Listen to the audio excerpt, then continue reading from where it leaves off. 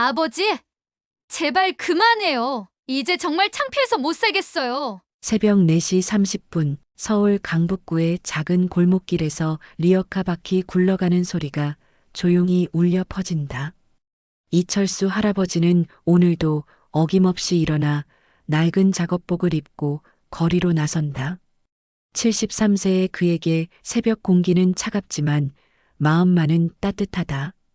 골목 어귀마다 정성스럽게 모아둔 폐지 더미들이 그를 기다리고 있다.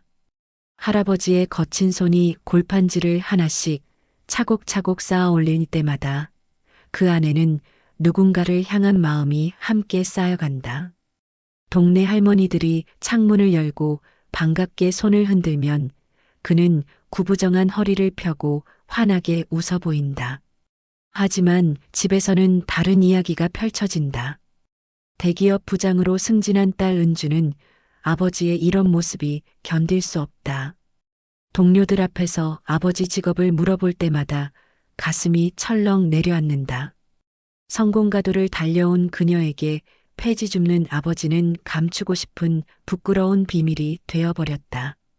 12살 손자 민준만이 할아버지의 진심을 알아준다. 할아버지와 함께 걸으며 왜 이 일을 하시냐고 물었을 때 할아버지는 단지 좋아서 하는 일이라고 대답했다. 그 순간 민준의 마음에도 무언가 따뜻한 것이 스며들었다. 이 이야기를 끝까지 듣는다면 언젠가 당신도 진정한 부자가 누구인지에 대한 질문 앞에 서게 될지 모릅니다. 이야기 시작 전에 여러분이 생각하는 진정한 부자의 조건을 댓글로 알려주세요. 이철수 할아버지의 삶은 20년 전 하루아침에 뒤바뀌었다. 한때 중견기업을 운영하며 번듯한 사업가로 살았던 그는 보증을 잘못 써서 모든 것을 잃었다. 집도 차도 심지어 딸의 대학 등록금까지 날려버린 그날의 절망감은 지금도 가슴 한구석에 남아있다. 하지만 절망 속에서 그가 발견한 것은 의외였다. 첫 번째 폐지를 주워 팔았을 때 받은 1,000원짜리 지폐를 손에 쥐고 있던 순간 묘한 충만함이 밀려왔다. 그것은 누군가에게 기대지 않고 스스로 일구어낸 첫 번째 돈이었다. 그 후로 그는 매일 새벽 거리로 나가기 시작했다. 딸 은주는 그런 아버지를 이해할 수 없었다. 대학 시절 아르바이트를 전전하며 학비를 벌어야 했던 기억이 그녀를 더욱 성공에 목마르게 만들었다. 대기업에 입사하고 팀장이 되고 부장으로 승진하기까지 그녀가 달려온 길은 험난했다. 그래서 더욱 사회적 지위와 체면이 소중했다. 아버지가 왜 그러시는지 모르겠어요. 은주는 종종 남편에게 하소연했다. 이제 제가 충분히 벌고 있으니까 편히 쉬시면 되는데 왜 굳이 그런 일을 하시는 거죠? 하지만 철수 할아버지에게는 다른 이유가 있었다. 폐지를 줍는 일이 단순히 돈을 버는 것만이 아니라는 걸 아직 아무도 모르고 있었다.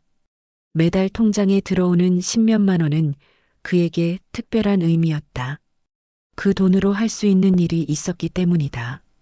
동네 할머니들은 철수 할아버지를 진심으로 따랐다. 철수 씨는 참 특별한 분이야. 골목 끝 슈퍼를 운영하는 박 할머니가 자주 하는 말이다. 저렇게 부지런하면서도 남을 도울 줄 아는 사람이 어디 있겠어. 손자 민주는 할아버지와 함께 있을 때가 가장 행복했다. 할아버지는 민준에게 폐지를 분류하는 법을 가르쳐주며 말했다. 민준아, 이 세상에 버려지는 건 없단다. 다시 쓸모있게 만들어주면 되는 거야. 그 말이 민준의 마음에 깊이 새겨졌다. 어느 날 민준이 학교에서 할아버지 직업에 대해 친구들에게 놀림을 받고 돌아왔을 때 은주의 마음은 더욱 복잡해졌다. 아들까지 상처받는 모습을 보니 참을 수가 없었다. 그날 밤 은주는 결심했다. 아버지께 진지하게 말씀드려야겠다고. 저녁 식사를 마치고 가족이 둘러앉은 거실에서 은주가 드디어 마음속에 품고 있던 말을 꺼냈다. 아버지가 찻잔을 천천히 입에 댈 때 그녀는 단호한 목소리로 폐지 줍는 일을 그만두어 달라고 부탁했다. 자신이 이제 부장까지 되었으니 아버지가 굳이 그런 일을 하실 필요가 없다고 회사 사람들이 알게 되면 정말 곤란하다고 말이다. 철수 할아버지의 손이 찻잔을 놓는 동작에서 잠시 멈췄다. 딸의 마음을 모르는 것은 아니었지만 그에게는 이 일을 그만둘 수 없는 이유가 있었다. 자신은 이 일이 좋아서 하는 것이라고 조용히 대답했을 때 은주의 반응은 예상했던 그대로였다. 73세 나이에 새벽부터 리어카를 끌고 다니는 게 좋다는 말에 은주는 믿을 수 없다는 표정을 지었다. 체면이라는 것이 있지 않느냐며 목소리를 높였다. 그때 민준이 끼어들어 할아버지는 나쁜 일을 하는 게 아니라고 버려진 것을 다시 살리는 거라고 했지만 은주는 아이가 아직 어려서 모른다며 달랬다. 철수 할아버지의 마음에 상처가 번져갔다. 딸이 자신을 창피해한다는 사실이 가슴 깊이 박혔다.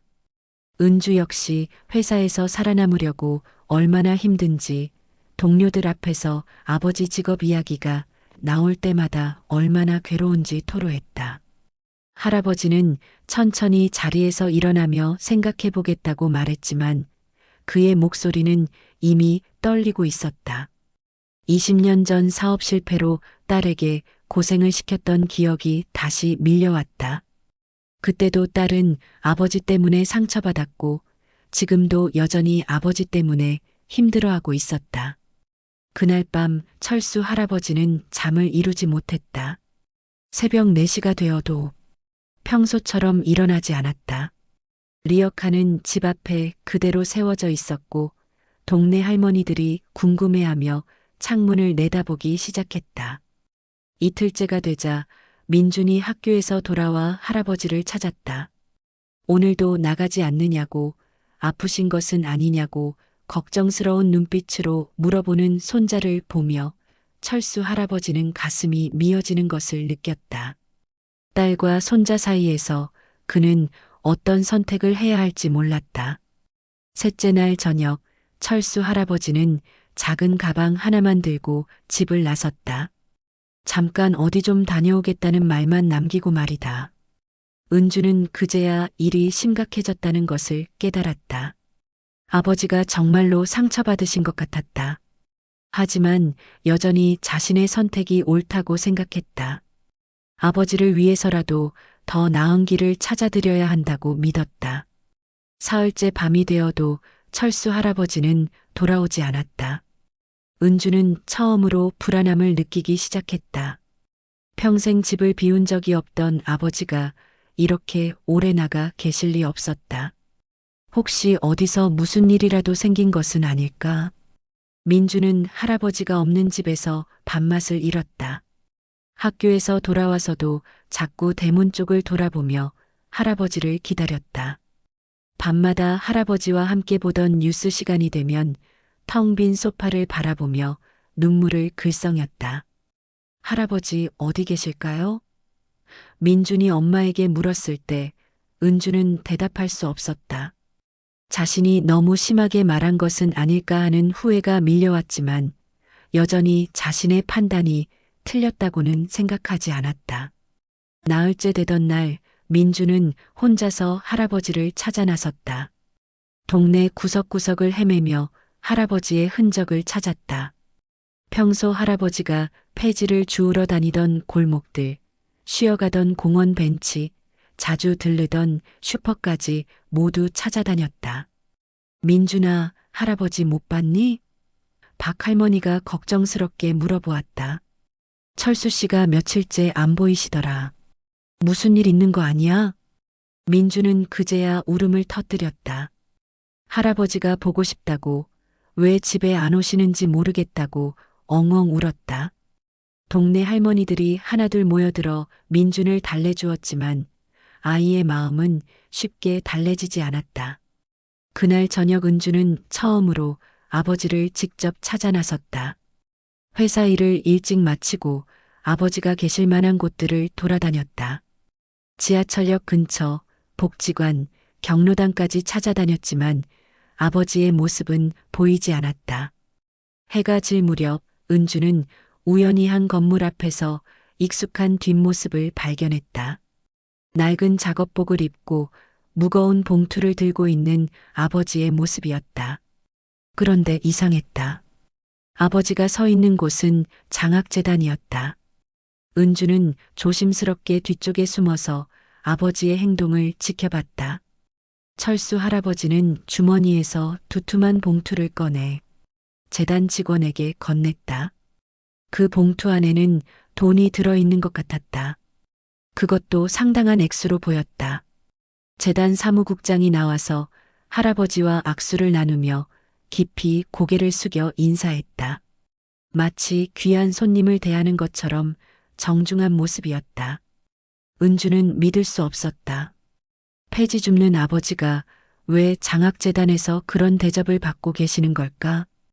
호기심을 참을 수 없었던 은주는 아버지가 떠난 후 재단 안으로 들어갔다. 사무국장에게 방금 나가신 분에 대해 조심스럽게 물어보았을 때 돌아온 대답은 충격 그 자체였다. 아, 이철수 선생님 말씀이시군요. 저희 재단의 가장 소중한 후원자이십니다. 사무국장의 설명에 따르면 철수 할아버지는 지난 20년 동안 매달 빠짐없이 후원금을 보내왔다고 했다. 폐지를 주어서 번 돈 전부를 한 푼도 남기지 않고 어려운 학생들을 위해 기부해왔다는 것이었다. 선생님 덕분에 지금까지 200명이 넘는 학생들이 장학금을 받을 수 있었어요. 정말 존경스러운 분이십니다. 은주의 다리에서 힘이 빠졌다. 20년 동안 자신이 아버지에 대해 알고 있던 모든 것이 순식간에 무너져 내렸다. 아버지는 단순히 폐지를 줍는 것이 아니었다. 매일 새벽 리어카를 끌고 나가는 이유는 남을 돕기 위해서였다.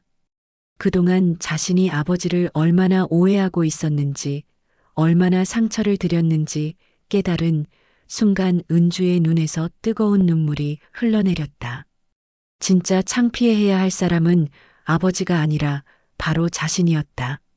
재단에서 나온 은주는 비틀거리는 걸음으로 집에 돌아왔다. 20년 동안 아버지가 감춰온 진실이 가슴을 짓누르고 있었다. 매달 폐지를 주어 번 돈을 한 푼도 남기지 않고 남을 위해 써왔다니 그동안 자신이 아버지를 얼마나 잘못 알고 있었는지 깨달았다. 집에 도착했을 때 철수 할아버지는 이미 돌아와 계셨다. 거실 소파에 조용히 앉아서 민준과 함께 뉴스를 보고 계셨다. 할아버지의 모습을 본 순간 은주는 참았던 감정이 터져나왔다. 아버지 앞에 무릎을 꿇고 앉은 은주는 목이 메어 한동안 말을 할 수 없었다.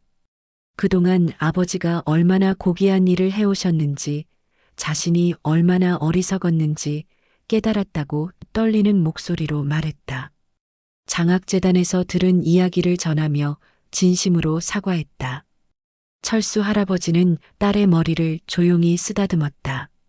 화가 났던 것이 아니라 딸이 상처받을까봐 말하지 못했던 것뿐이라고, 자신도 과거에 딸에게 고생을 시켰기 때문에 이제라도 보상하고 싶었다고 말씀하셨다. 민주는 할아버지와 엄마를 번갈아 보며 눈물을 글썽였다. 어른들의 이야기를 다 이해할 수는 없었지만 가족이 다시 화해했다는 것만은 분명히 알 수 있었다. 할아버지가 정말 대단한 분이라는 것도 이제 확실해졌다. 그날 밤 은주는 아버지와 긴 대화를 나누었다. 왜 그 사실을 숨기셨는지, 얼마나 많은 학생들이 도움을 받았는지, 앞으로는 어떻게 해야 할지에 대해 이야기했다. 아버지는 자신이 하는 일이 특별한 것이 아니라고 하셨지만 은주에게는 세상에서 가장 존경스러운 일이었다. 며칠 후 은주는 회사에서 동료들에게 아버지 이야기를 당당하게 했다. 폐지를 주우시는 아버지가 계시다고, 그리고 그 일을 통해 수많은 학생들을 도우고 계신다고 자랑스럽게 말했다.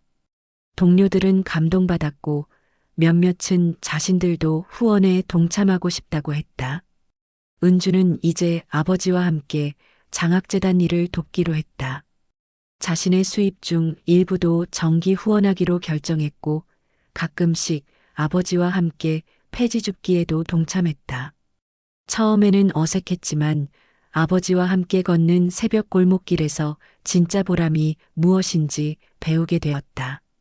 민주는 학교에서 친구들에게 할아버지를 자랑스럽게 소개했다. 할아버지가 슈퍼히어로 같은 분이라고, 몰래 학생들을 돕는 멋진 일을 하신다고 말했다.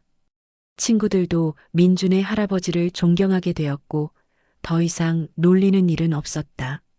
철수 할아버지는 여전히 매일 새벽 리어카를 끌고 나간다. 하지만 이제는 혼자가 아니다. 가끔 딸이, 가끔 손자가 함께 걸어준다. 그리고 무엇보다 가족 모두가 자신의 일을 이해하고 응원해준다는 사실이 그를 더욱 힘나게 한다.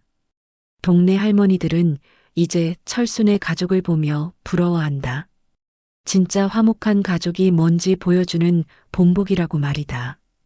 박 할머니는 돈 많은 게 부자가 아니라 마음이 넉넉한 게 진짜 부자라며 철수 할아버지를 칭찬한다.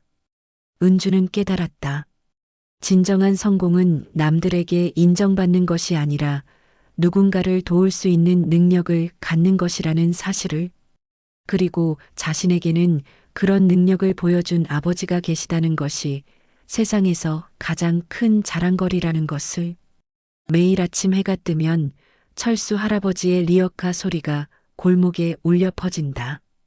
그 소리는 이제 더 이상 부끄러운 소음이 아니라 누군가의 꿈을 실어 나르는 희망의 멜로디가 되었다. 긴 이야기 함께 해주셔서 감사합니다. 폐지를 줍는 아버지를 창피해했던 딸이 아버지의 진짜 모습을 알게 되는 순간 우리는 진정한 부의 의미에 대해 다시 생각하게 됩니다.